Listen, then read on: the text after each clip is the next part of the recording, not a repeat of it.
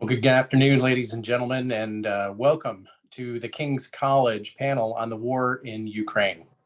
I'm Tim Gibson, and I have the privilege of serving as the president of the King's College. But I have a 32-year career in my background in the United States Air Force. And so like many of you have been watching the events unfold in Ukraine with just shock, perhaps, disbelief, perhaps, and maybe a certain degree of misunderstanding or a lack of understanding, which is exactly what this panel today should help address. While I'm very familiar with the military aspects of what's happening as far back as October, as US intelligence was picking up indications of Russia's advance toward Ukraine, and even over the time frame in February, as on the 24th, Russian forces crossed the border into Ukraine. It's always helpful to have the context and the background and the motivations, or at least a deeper understanding of the motivations for those actions that are as disruptive as any as far back as World War II. And I'm privileged today to have my own faculty colleagues join us to help us unpack some of that. It is very much a core part of the mission of the King's College to not only focus on students, but to champion faculty as they engage in the issues of the day. And that's what this panel series is all about. And so with that, I'm going to hand it off to Dr. Bob Carle and ask him to introduce our panelists and get us started this afternoon. Dr. Carle. Thank you, President Gibson. The formation of responsible and well-informed citizens is at the center of our mission here at the King's College. And this event today will contribute to that formation. We've brought together three scholars who have thought deeply about the current crisis in the Ukraine and will present different perspectives on this issue. Our first speaker is Dr. Joseph Loconte. He is Senior Fellow of Christianity and Culture at the King's College. He is also the director of the Simon Center for American Studies at the Heritage Foundation. And Joe Loconte is the author of the New York Times bestseller, A Hobbit, a Wardrobe, and a Great War. He has also written a great book on John Locke. Our second speaker will be Dr. David Tubbs. David Tubbs is Associate Professor of Politics at the King's College. He earned his PhD at Princeton University, and he has worked, lectured, and traveled extensively in both the Ukraine and Russia. Before he began teaching at the King's College, he was visiting faculty member at Irkutsk University in Irkutsk, Russia. And Dr. Anton Fedyashin is Associate Professor of History at American University. Professor Fedyashin is a specialist in Russian and European history. His courses, conference papers, and publications cover the entire modern period, from the imperial to the post-Soviet era. All of these scholars deserve a 30-minute introduction. I just gave them a 30-second introduction, but you're welcome to go online, read their books, read their articles. It'll be well worth your time. Joseph, we'll begin with you. Well, thank you, Dr. Carle, and thank you, President Gibson, for the great opportunity and privilege to be with this panel, because I'm ready to learn from these colleagues here. They know so much more about the situation in Russia and Ukraine than I do. I'm going to try to give some historical perspective. And I want to start actually with Aristotle and his Politics, a good Western Civ text. And this is book 4. And I think Aristotle saw some of this coming. He's talking about the different types of tyranny. And he says, he talks about the first couple, the third type of tyranny, which is the most typical form, he says, it's just that arbitrary power of an individual which is responsible to no one and governs all alike with a view to its own advantage, not to that of its subjects, and therefore against their will. No free man, he says, if he can escape from it, will endure such a government. Well, there we have it. Millions of Ukrainians who want to escape the tyrant in Moscow as we speak. Now, let's fast forward a bit. November 1989, just after the fall of the Berlin Wall, the Polish leader, Lech Walesa, he addresses a joint session of Congress. He's celebrating the democratic revolutions that are sweeping Eastern Europe. Walesa draws attention to another democratic revolution, though, that had inspired his own solidarity movement and helped to topple 40 years of brutal Soviet communist rule. We the people, he says. That's how he began his speech to the Congress. We the people. And with these words, I wish to begin my address, he goes on. I do not need to remind anyone here where these words come from. Well, as the leader of a resistance movement kept alive by the projection of American power, hard power and soft power, Walesa understood the profound influence the United States can have in promoting human freedom. Now, this insight, though, I think it is nearly completely lost upon some of the loudest voices on the cultural left and on the cultural right. And it's important, I mean, just take a minute with this because they're making a lot of noise. Let's just take Hannah Nicole Jones, author of the 1619 Project on the cultural left, highest profile reporter for the New York Times, of course, one of the most prestigious newspapers in the world. Hannah Nicole Jones, in looking at this situation in Ukraine, says this: Europe is not a continent, but a geopolitical fiction, and that the concern in the Western media for the Ukrainian people who appear white, she says, is really a racial dog whistle. So our empathy for the Ukrainian people and their struggle, it's a result of our racism, according to the New York Times. That's on the cultural left. On the cultural right, the religious right, Sohrab Ahmari, Patrick Deneen, Gladden Papin, they published an op-ed in the New York Times on February 5th, less than 3 weeks before the latest Russian invasion of Ukraine on February 24th. So just a few weeks before, when there were already 150,000 Russian troops massing on the Ukrainian border, that's when they published this op-ed. And in that essay, they excoriate the, quote, violently expansionist foreign policy of the United States, stretching back from before the start of the Cold War. They denounce a long record of America's cultural imperialism, jingoism, and the same old belligerence towards states like Russia. They complain about NATO expansion as a source of Russian resentment, which of course parrots the line from Vladimir Putin.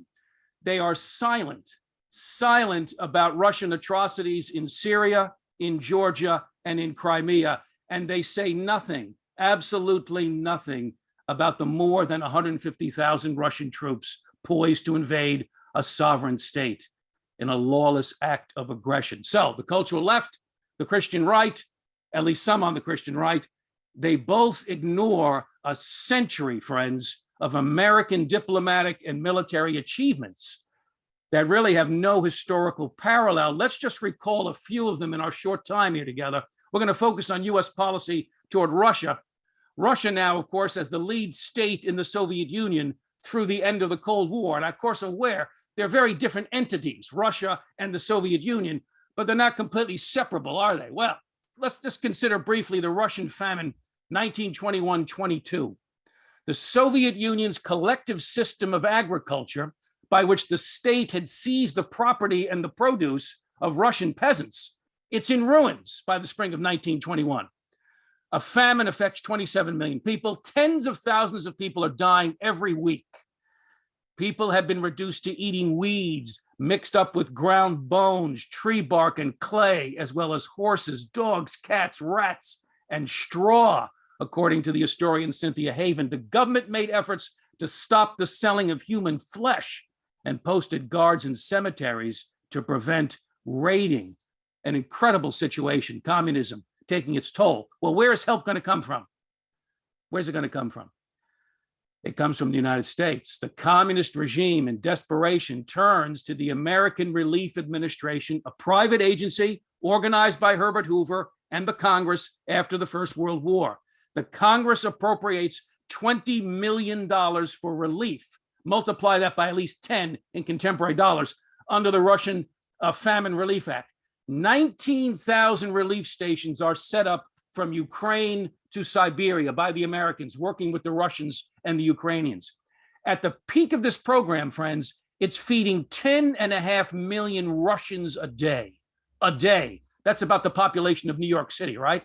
It is estimated that the United States, through the ARA, rescued probably 10 million people from death by starvation, the most successful, magnificent humanitarian rescue effort in history by the United States. Well, let's fast forward a bit. During the Second World War, the United States, the Soviet Union, they are allies in the fight against Germany, right? Under the Lend-Lease Act, America delivers $11.3 billion, multiply that by about 12 in contemporary dollars, in military hardware to the Soviets to help them fight the Nazis. More than 400,000 Jeeps and trucks, 14,000 aircraft, 13,000 battle tanks. Even Joseph Stalin, the Soviet leader, he admitted that US assistance was crucial. Here's what Stalin said: "The most important things in this war are the machines. The United States is a country of machines. Without the machines," he says, the ones that we received through Lend-Lease, we would have lost the war. Stalin. Well, as the Second World War drew to a close, at the 1945 Yalta Conference, Joseph Stalin promised free and fair elections in Central and Eastern Europe, the territory occupied by the Russian army. Stalin broke every single one of his promises to the Allies, every single one of them at Yalta with regards to Europe.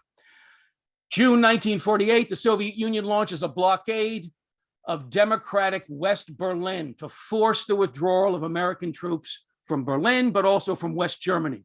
President Harry Truman orders American pilots into the city, not on bombing raids, but on a mission of rescue. And over the next 323 days, the Berlin airlift delivers 2.3 million tons of food and fuel to preserve the lives and freedoms of their former enemies. The Germans, planes arriving in Berlin every couple of minutes, round the clock, every day, 7 days a week for 323 days. Stalin ends the blockade. West Berlin remains free and independent, and so does the rest of Western Europe. But how? Given the intentions of the Soviet Union for Western Europe, how did it remain free? The Marshall Plan. The Marshall Plan, costing US taxpayers more than $13 billion. That's about $135 billion in today's dollars. That stabilizes the vulnerable economies of 16 nations. That's American soft power, and it's backed up by hard power. The creation of the North Atlantic Treaty Organization, NATO, the most successful political military alliance in history. These policies, friends, they rescued Western Europe from social breakdown and Soviet Russian tyranny. The United States made possible the astonishing transformation of the illiberal societies of Europe into peaceful, free market, democratic states, the European Union. No United States, no European Union. It's pretty simple. But America's critics, they ignore all of this history. And their isolationist, anti-American outlook has a painfully familiar ring. Go back to the 1930s and 40s. Obsessed with America's social and economic shortcomings, liberal voices then condemned US entry into the Second World War as the beginning of an Anglo-American world hegemony. Charles Clayton Morrison, editor of the influential Christian Century magazine, he viewed US engagement in the Second World War as, quote, a war for imperialism, as hateful a prospect as a Nazi victory. So we've heard this before.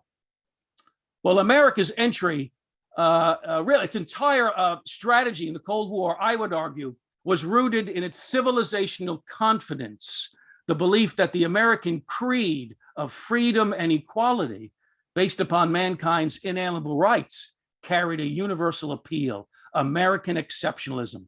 Just as the carnage of the First World War created many isolationists in the 1920s and 30s, and the Vietnam War instigated a Vietnam syndrome of American weakness. So I think the failures of the wars in Afghanistan and Iraq, they've created a new season of disillusionment. But friends, disillusionment is no substitute for a rational foreign policy informed by biblical principles. So Messrs. Amari, Deneen, and Poppin concluded their New York Times essay by claiming, quote, "The monsters that menace us don't lurk abroad." Let that line hang in the air for a moment. The monsters that menace us don't lurk abroad, according to these conservative Christian thinkers.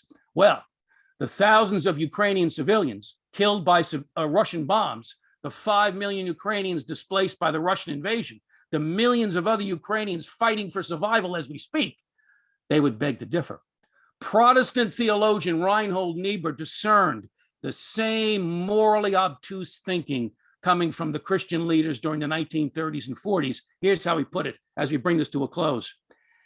In this liberalism, there is little understanding of the depth to which human malevolence may sink and the heights to which malignant power may rise, he wrote. Some easy and vapid escape is sought from the terrors and woes of a tragic era. Yes, an easy and vapid escape, but there is no holiday from history, ladies and gentlemen, because there's no escape from the tragic dimension of the human story, the fall, the doctrine of the fall. Does the United States have a leadership role in helping to preserve international peace and security?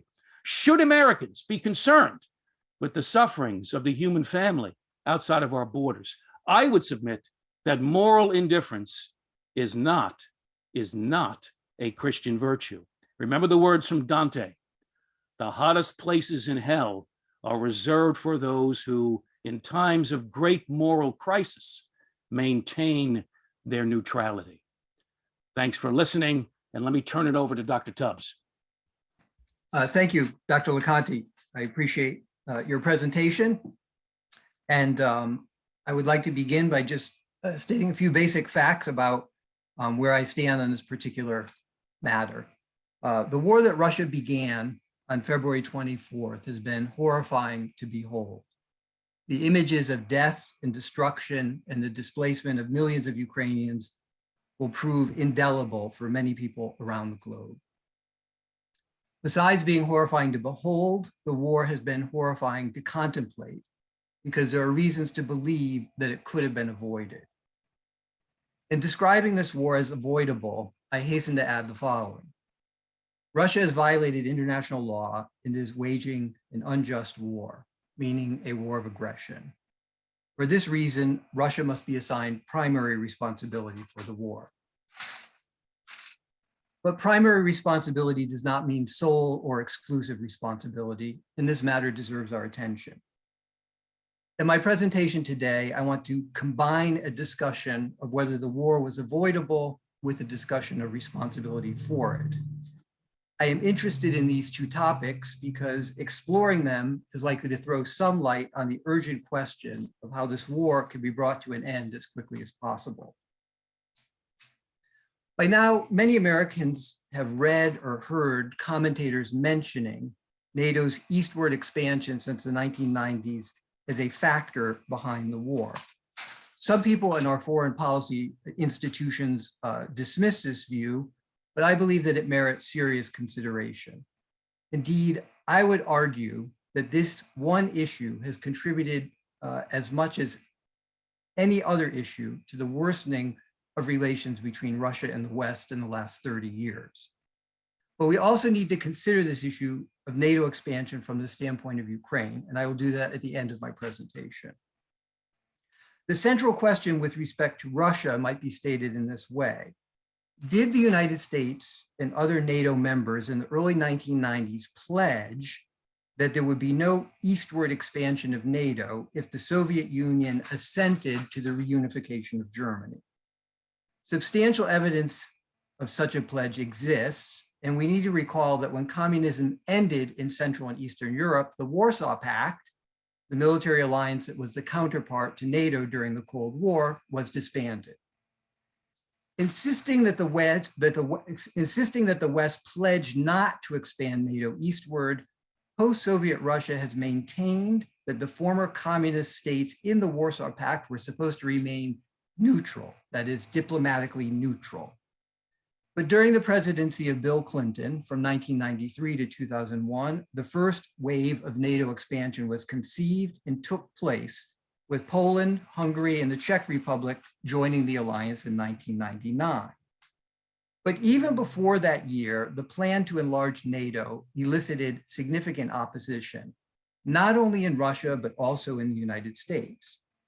On June 26, 1997, a group of 50 prominent public figures, including senators, military officers, diplomats, and scholars, wrote to President Clinton explaining their opposition to NATO expansion. The signatories comprised both Democrats and Republicans, including members of the Reagan administration, the H.W. Bush administration, and other presidential administrations. The signatories included persons such as Bill Bradley, Gary Hart, Sam Nunn, Susan Eisenhower, Jack Matlock, Richard Pipes, and Stansfield Turner. This letter was preceded by an op-ed piece written in the same year in the New York Times, penned by the eminent scholar and diplomat George Kennan. George Kennan, for those of you who may not know, was the great scholar who designed the containment policy of the Soviet Union following the end of the Second World War. In his op-ed piece for the Times in 1997, Kennan described NATO enlargement as, quote, the most fateful error of American policy in the entire post-Cold War era. I repeat, the most fateful error of American policy in the entire post-Cold War era.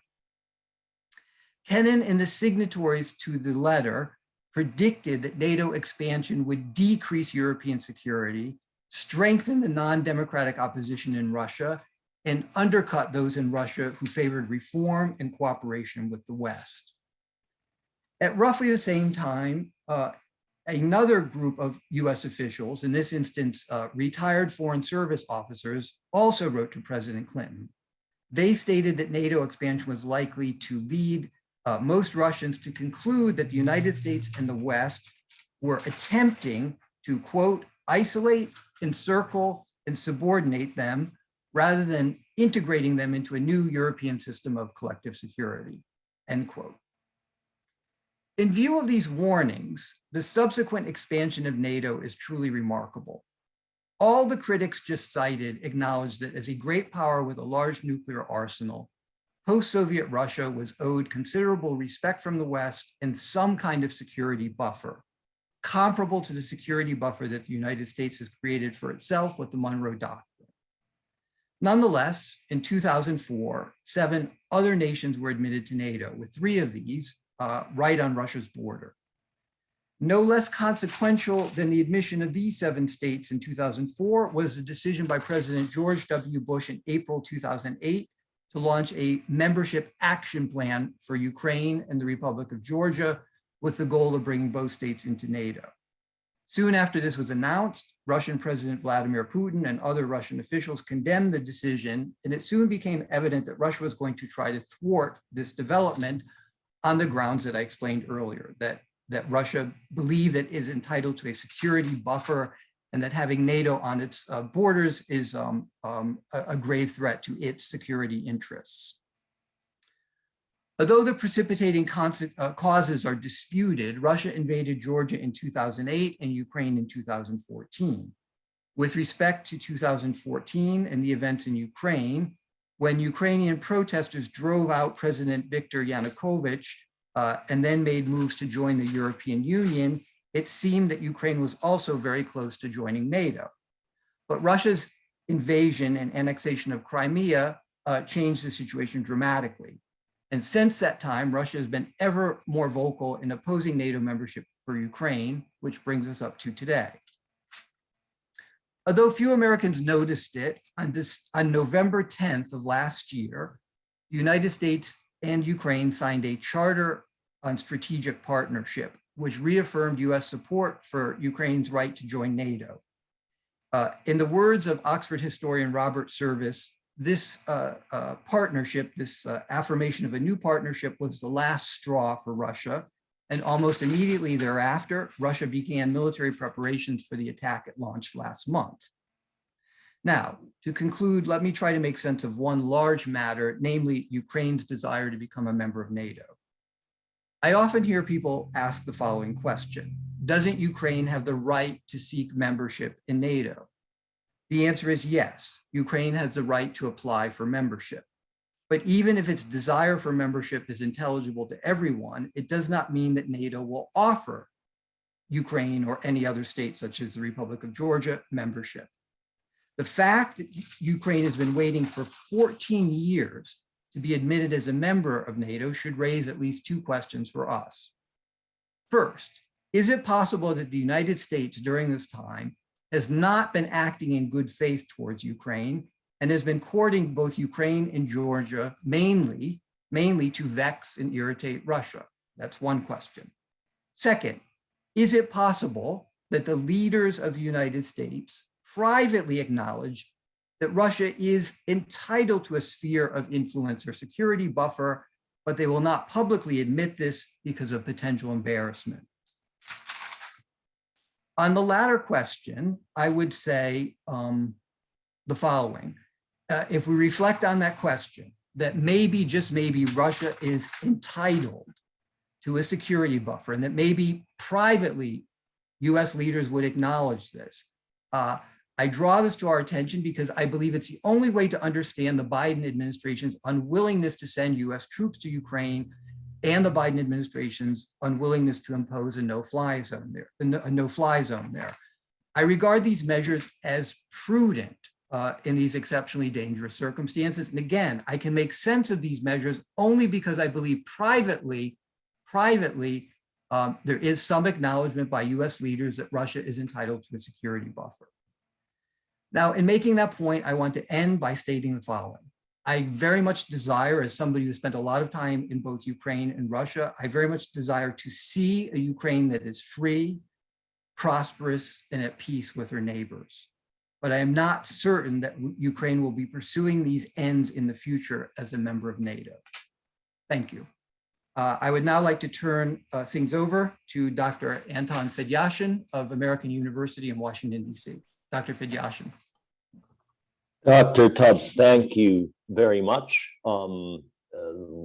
Thank you for your informed and detailed discussion. And I guess my presentation will dovetail nicely with this. Dr. Carle asked me to sort of reflect on the question of whether the world is facing a new Cold War. In other words, to look to the future and to think in perspective. So let me start with this as a historian, which I am. The world right now is going through an historical transition of monumental importance. The process of globalization with which we've been living for many decades, for several centuries, actually, you can argue, with interruptions in between, is being profoundly recalibrated. The world order that we have taken for granted has been Western-led, and it's been that way for give or take about 500 years. What we call the Columbian era, the era of discovery, really set the pace of the world to move along with the rhythms that the West set. This is not to say that important things did not take place in other parts of the world. They certainly did. Cultures thrived. Cultures went to states and empires went to war with each other. But it's really been the Western European world, the one that colonized the rest of the planet, that really set the pace for global events, so that things that happened in Europe reverberated on the rest of the continents on our planet to a much greater degree than, for example, what happened in Australia among the Aborigines or with Native Americans. And we're now seeing the gradual coming to a close of an era in which the West has, with successes and with failures, really dominated the history of our planet. We're living through a tectonic the geopolitical shift. Public intellectuals such as Fareed Zakaria, a name that may probably be familiar to some of you, he has a show on CNN every Sunday, published a book called The Post-American World back in 2008. This is not a gleeful liberal who's waiting for the end of some kind of American empire. But already in 2008, Zakaria predicted that the rise of the rest, as he called it, was a very real phenomenon. He he had in mind specifically China and India, the growing powers who will start laying claim to articulating the rules of global economic and geopolitical game. He already wrote about this in 2008. We're living through the same phenomenon that he had identified, except that history seems to be speeding up, and there's nothing romantic or even pretty about the countries that get stuck or trapped on the fault lines of these geopolitical tectonic shifts. What Charles Krauthammer, one of the more intelligent and influential conservative thinkers in the United States, called America's unipolar moment, is coming to an end. And I'm not entirely certain whether this is good or bad. As an historian, you learn fairly quickly to withhold judgment and to wait to see how history plays out, because what you think is good at one moment turns out to be rather the opposite 10 years later, and vice versa. America's unipolar moment of the 90s and the 2000s really started with a specific interpretation of exactly what the end of the Cold War meant. Was this more a defeat of communism, or was it a triumph for Western American-led values? And there were plenty of different opinions about this. The school that contributed to America's unipolar moment was probably most articulately expressed in the famous essay by Francis Fukuyama, which I encourage everyone to read because it's one of the seminal political documents of the late 20th century. And that, of course, is his short essay, The End of History, with a question mark at the end of it. By the time the book came out in 1992, the question mark disappeared. And that, of course, was after the dismantlement of the Soviet Union. This was the idea, or rather Fukuyama articulated the idea of convergence, that after the end of the Cold War, the whole world would converge towards a Western ideal of doing things economically, militarily, geopolitically, even culturally to a certain degree. So when people ask me about whether we're facing a new Cold War now, my answer is no, not really. In order to have a Cold War, you need to have two ideologies that are pitted against each other the way they were in the second half of the 20th century. I think that what we're facing now is actually the return of the world to the more traditional great power politics state of affairs, the one that Henry Kissinger and other realists, Stephen Walt, John Mearsheimer, have written copiously and very eloquently about. And this is what the world is returning to.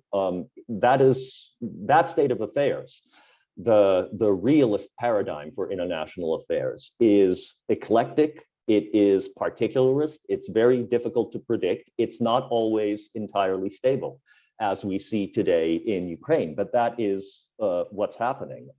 This new stage of globalization is going to witness the gradual recalibration of American power, and that's already begun. For those of you who follow international global affairs, let me just give you a few specific examples of how other players are beginning to challenge Western global institutions and even the Western dollar. In 2016, the Chinese created the Asian Infrastructure Investment Bank, which was designed to parallel, essentially, to double the functions of the International Monetary Fund, but not to be beholden to Western standards. We may disagree about whether this is good or bad, but it is a reality. And when the Americans tried to convince the British not to join it, the British said, no, we will join it because there is enough money there.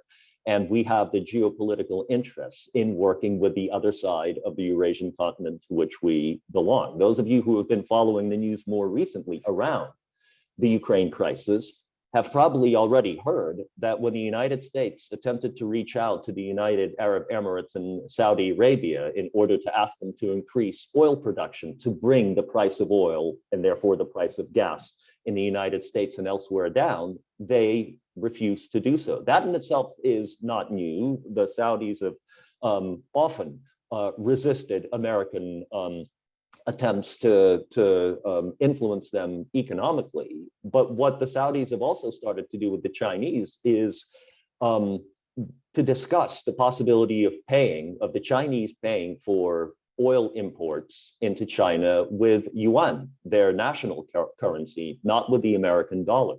So what we're seeing is the gradual de-dollarization of the global economy. By no means am I implying when I say this, that the dollar is about to collapse, that the United States economy will implode. It won't.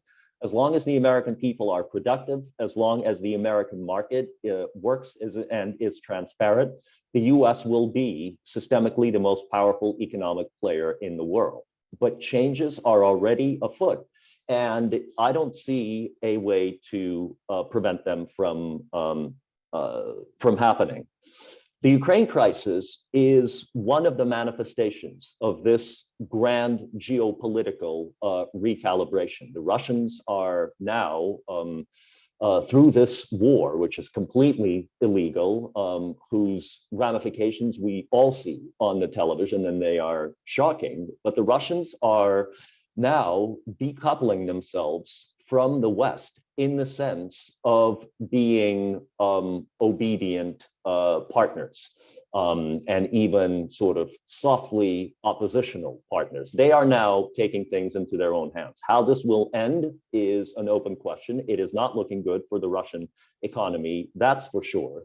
But together with the decoupling of the globalization process, we'll have to wait and see how this turns out. I'm a fairly optimistic person by nature, but I have to tell you that I am pessimistic about the war in Ukraine. It does not look to me like either side is really ready for a compromise, but the Ukrainians are in a weaker position. They have more to lose. It's their infrastructure that is being destroyed. Their path to NATO, as Dr. Tubbs noted just a little bit earlier, their path to NATO is de facto, for all intents and purposes, blocked at this point. NATO does not want to see Ukraine in its ranks in the foreseeable future. But the more remarkable thing to me is that even their application to the EU has been de facto blocked already. And a partnership with the EU is what Ukraine really needs, because its economy was already the poorest in Europe before this conflict began. And this will make rebuilding Ukraine even more difficult. Zelensky, and these are my last words, Zelensky has made a valiant and respectable effort to try to corral Western support for a no-fly zone. That's not going to happen to the best of my knowledge, at least not so far, barring some catastrophe.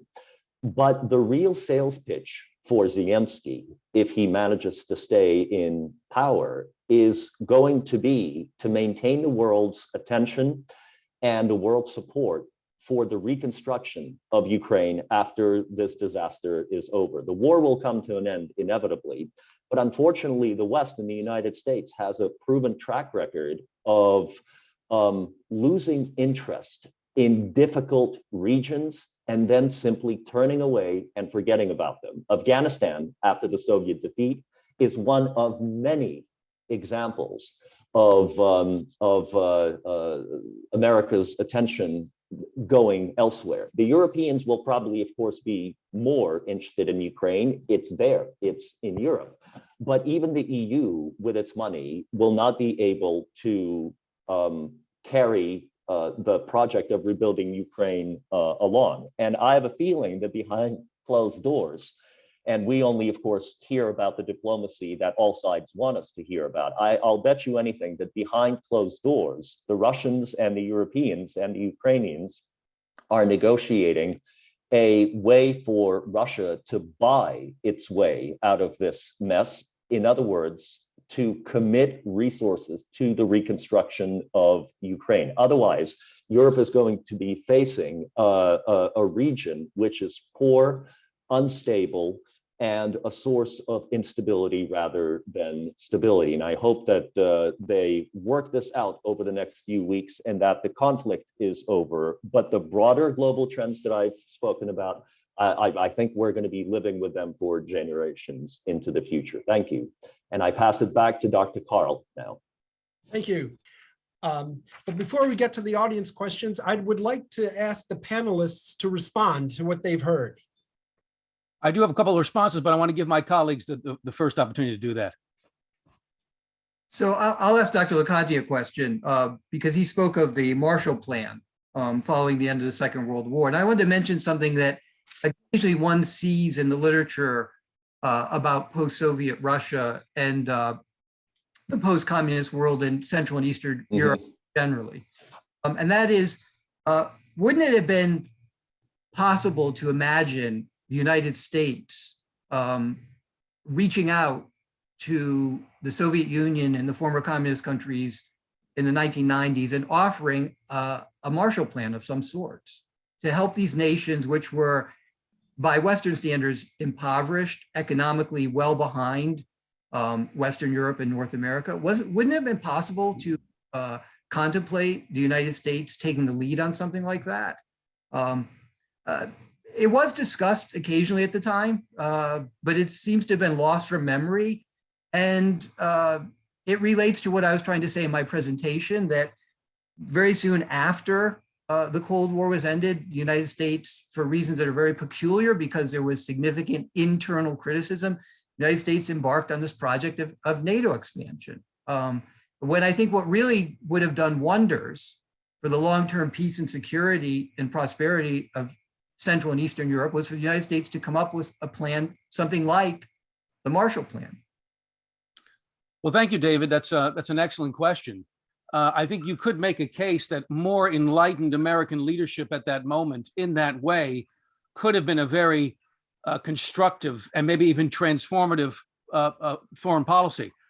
But let me say a couple of things where I think there was a really remarkable act of statesmanship, it seems to me, when and I have to give President Clinton some credit for this.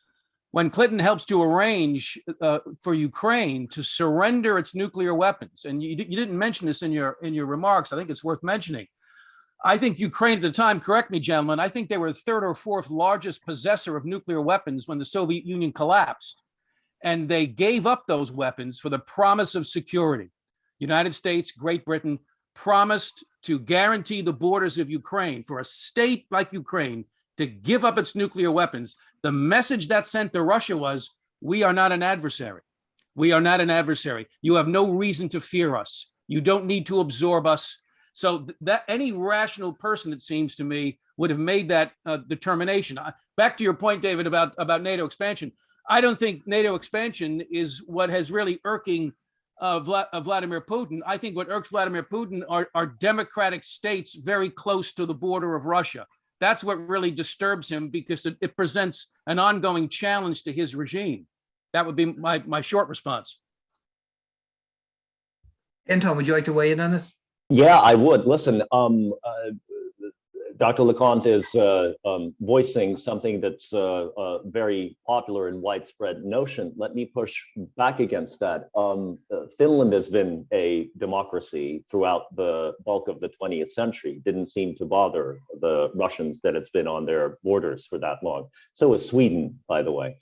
I don't think this is ultimately about democracy, especially when you consider that just before the beginning of the war, President Zelensky's government began to take steps that would not be considered by any stretch of the imagination democratic by Western standards, arresting opposition politicians, banning media.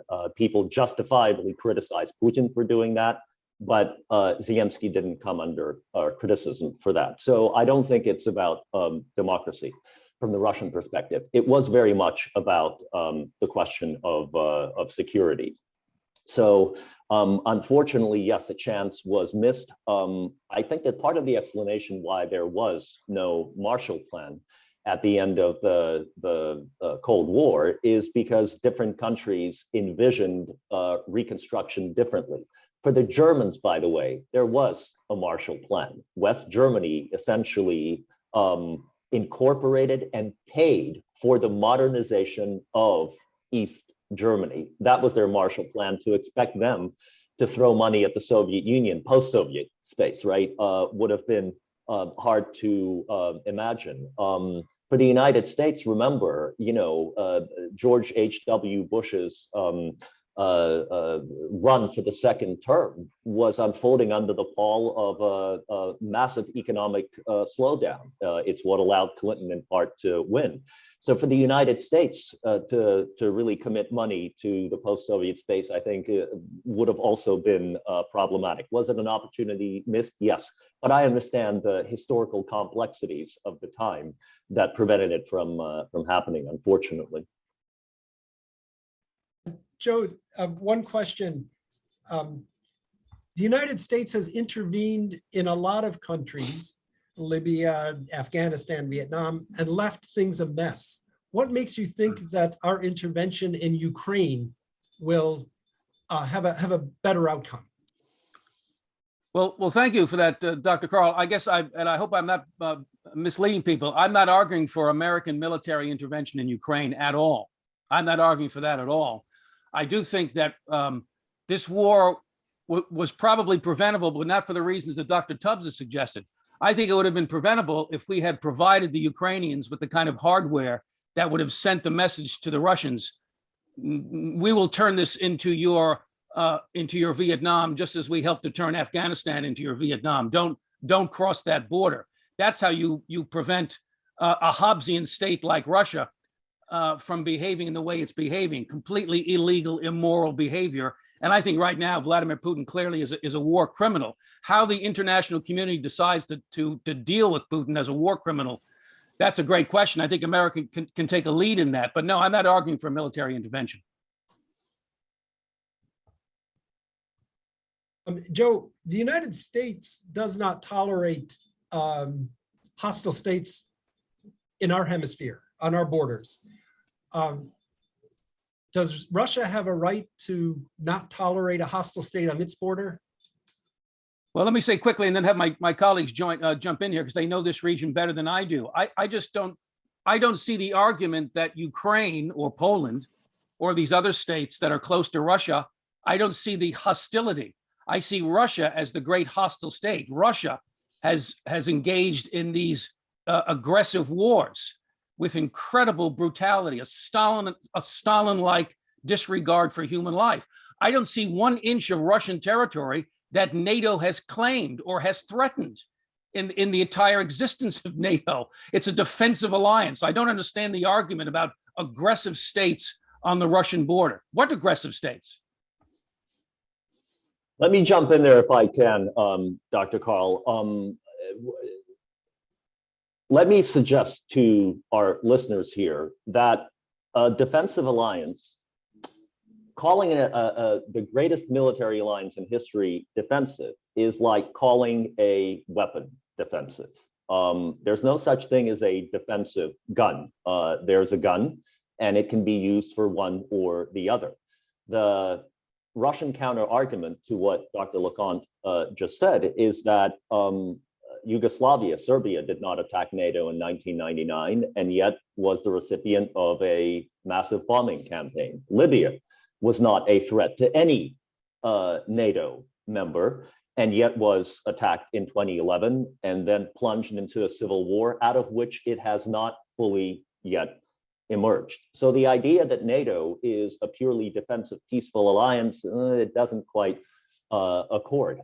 And let me give you another interesting historical parallel about arming small nations that do not lay claim to their bigger neighbor's territory. In 1962, the sovereign nation of the Soviet Union sent defensive medium-range ballistic missiles to the sovereign state of Cuba in order, from the Soviet and Cuban perspective, to prevent another attempt to overthrow Castro. Okay. We know how the Kennedy administration reacted to that, although Cuba by itself was no threat to its enormous and wealthy and productive neighbor. And we also remember how the American population felt about Kennedy's reaction, which was support. This was an existential security issue for the United States. I don't think it's a huge stretch of the imagination to simply take the Cuban Missile Crisis and apply it to the Russia and Ukraine case. And if Dr. Loconte argues that providing Ukraine with more serious hardware that they have already received would have deterred the Russians, it didn't deter the Kennedy administration in 1962, and medium-range ballistic missiles are very serious military hardware. I'm not sure whether that would have deterred the Russians. So I just add one thing to Dr. Fedyashin's comment.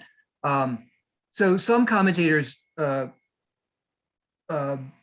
very many, are pointing out parallels between the beginning of this war, Russia attacking Ukraine, and the beginning of the United States war against Iraq in 2003. And one thing they're saying is that it took the United States and allied forces a long time to reach Baghdad, right? So Russia has not reached Kiev. It's not even clear that Russia wants to reach Kiev, in my interpretation.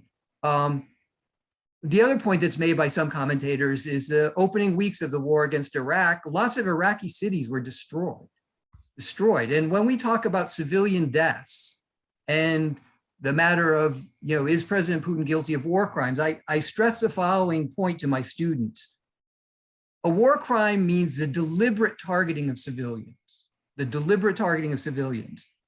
missiles, rockets, they often, misfire. There can be technical error, there can be human error. The United States has, in many different instances, when civilians have died, in Afghanistan, in Iraq, they've cited technical error and human error. And the number of civilian deaths during the Iraq war by most sources, I've looked at several different sources, most sources say exceeded 100,000 civilian deaths. That's a very large number of civilians to die in a war. And, we're familiar with a long war and we're familiar with the certain realities of war, but we also know of American excesses, torture taking place of Iraqi prisoners and the like. So I don't know. I have said this many times to students. I greatly admire Dr. Loconte's optimism. He has a real optimism about what the United States is capable of, but I also think that, we need to reflect on the lack of success in some contexts, and we need to think about applying the same standards of judgment. If 100,000 civilians died during the Iraqi war, does that make all American military personnel and the president of the United States during the Iraq war, George W. Bush, a war criminal? Well, let me push back against that if I could, David, just for a minute. I don't think there's really any question that what the Russian military is engaged in right now is the deliberate targeting of civilian infrastructure, infrastructure. I think the Russian army is behaving now in a way similar to Stalin's army in the Second World War, which is to say, borrowing from a British historian, a barbarian army. It's a barbarian army. And I don't think that can be compared at all to American engagement in Afghanistan or Iraq, where there are, I think, incredible lengths we go to try to avoid civilian casualties. With every strike, everything is considered carefully on the American side. Are there mistakes? Yes. Is there an Abu Ghraib prison? Sure. But compared to what the Russians are doing right now, the leveling of cities, the targeting of civilians, the assassinations, this is a barbarian army that we're watching unfold. And we better figure out how to check that barbarian army once they take over large sections of Ukraine. I just make one point in response very quickly, which is consider the number of Ukrainians who have been able to leave the country. Millions have been able to leave the country. If Russia wanted to keep all these Ukrainians inside Ukraine, it certainly could be bombing the rail lines and so forth, right?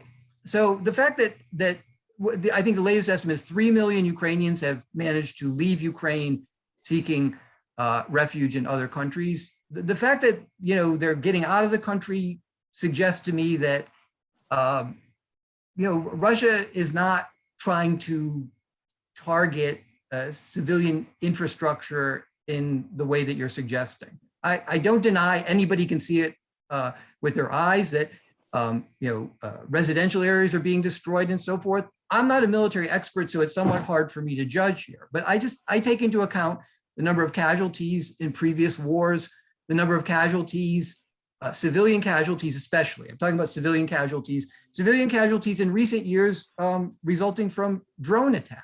That number too is very high. It's morally disturbing. I'll stop there. Dr. Carle, any more questions from the audience? Yes. What are the prospects for change in Russia? Could this lead to the overthrow of Putin? Is there a hope of Russia becoming a liberal democratic country? I think Dr. Fedyashin should take that. With pleasure.